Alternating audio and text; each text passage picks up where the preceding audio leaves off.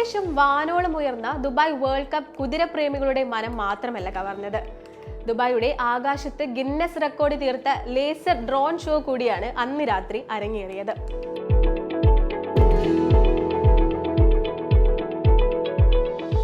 വെറും 20 മിനിറ്റിൽ കാണികളുടെ കണ്ണും മനസ്സും ദുബായിയുടെ ആകാശത്തു കണ്ണിമ വെട്ടാതെ പിടിച്ചു നിർത്തുന്ന മാസ്മരിക പ്രകടനമായിരുന്നു അന്ന് അരങ്ങേറിയത്.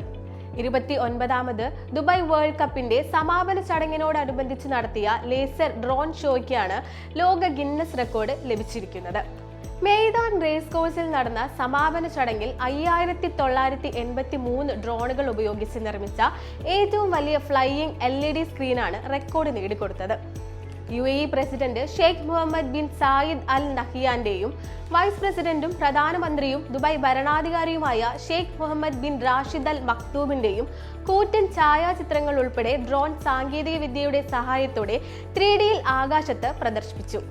കുതിരകളുടെ ആനിമേറ്റഡ് ദൃശ്യങ്ങളും ചാമ്പ്യൻഷിപ്പ് ട്രോഫിയും സമാപന ചടങ്ങിൽ ഡ്രോൺ സഹായത്തോടെ ചിത്രീകരിച്ചതും വിസ്മയമായി. ദുബായ് വേൾഡ് കപ്പിന്റെ 30ാമത് വാർഷികം അടുത്ത വർഷം കാണാം എന്ന സന്ദേശത്തോടെയാണ് പ്രത്യേക ഷോ അവസാനിച്ചത്.